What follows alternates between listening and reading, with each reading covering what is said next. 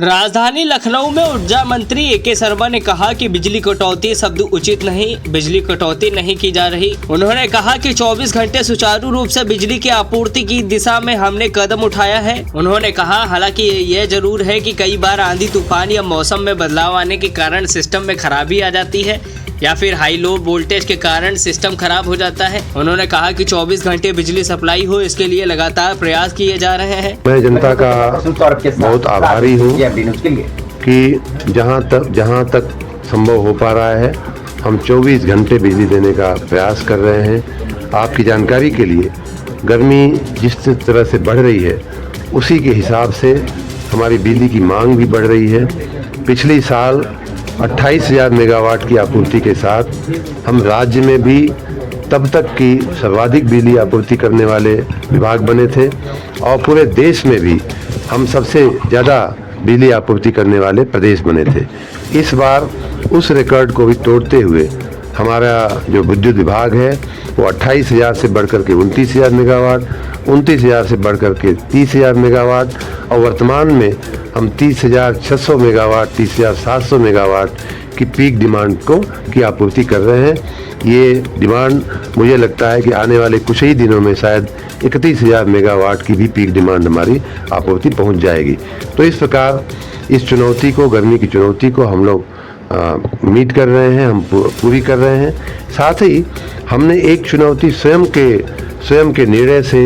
ले लिया है, वो ये है कि मैंने कहा कुछ महीने पहले कि हम राज्य के नागरिकों को रोस्टर के हिसाब से नहीं, दिन और रात के हिसाब से नहीं,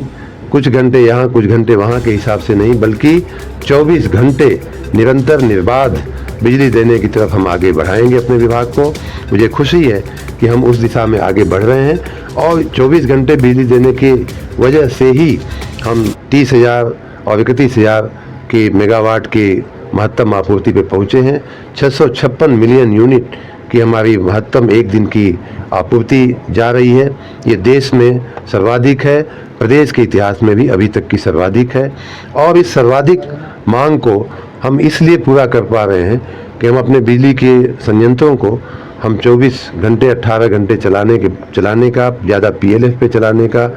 काम कर रहे हैं। उनके अनुरक्षण का हम ध्यान दे रहे हैं। साथ ही कुछ राज्यों से हमने अनुबंध किया हुआ है जहां से हम उनकी एक्स्ट्रा बिजली इकाइयों से, प्राइवेट इकाइयों से, पब्लिक सेक्टर की इकाइयों से भी हमारे अनुबंध हैं जिनसे हम बिजली पीक टाइम पे हम खरीद लेते हैं। साथ ही हमने सौर ऊर्जा की तरफ भी 350 मेगावाट की हमने सौर ऊर्जा के जो संयंत्र हमने लगा करके कार्यरत कर दिए हैं घरों की छतों पे और साथ ही हमने जो सोलर के प्लांट हैं उनको भी आगे बढ़ाने का, उनसे भी उत्पादन करने की दिशा में हम आगे बढ़ रहे हैं। इस प्रकार सारे प्रयासों के साथ हम राज्य के नागरिकों को, उपभोक्ताओं को आश्वस्त करना चाहेंगे कि बिजली की कमी आपको नहीं होने दिया जाएगा और 24 घंटे बिजली देने का हमारा प्रण, हमारा संकल्प इसलिए भी हम पूरा कर पा रहे हैं कि पिछले सालों में हमने अपनी आधारभूत संरचना के अनुरक्षण का, मेंटेनेंस का बहुत बड़ा भगीरथ काम किया है। ट्रांसफार्मर में तेल डालना, ट्रांसफार्मर के फ्यूज को ठीक रखना, खंबे अगर लटके हुए हैं गिरने की पोजीशन में उन्हें ठीक करना समय से, तार अगर लटकने वाले हैं, चू जाते हैं, उनको ठीक करना। ये जो अनुरक्षण का एक काम था उसको हमने 3-4 राउंड कई बार चला करके हमने इस तरह की अनुरक्षण के कार्य किए हैं। दूसरा एक बड़ा कार्य ये हुआ है कि लगभग 22,000-23,000 करोड़ रुपए की परियोजनाएं चला करके RDSS योजना, बिजनेस प्लान की योजना और नगरीय निकायों की योजना में हमने 22-23,000 करोड़ रुपए के नई लाइनें बनाने का, नए खंबे लगाने का, नए ट्रांसफार्मर लगाने का हमने एक बहुत बड़ा जो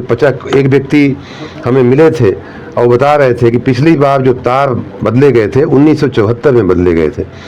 तो 50 साल बाद हम ये काम बहुत बड़ा कर रहे हैं। आपकी जानकारी के लिए 1 लाख किलोमीटर इस तरह के तार हम लोगों ने बदलने का काम किया है। लगभग 6 लाख ट्रांसफार्मर या तो उच्चीकृत किए गए हैं, क्षमता वृद्धि की गई है या उन्हें नए ट्रांसफार्मर लगाए गए हैं। इतना ही नहीं, लगभग 19 लाख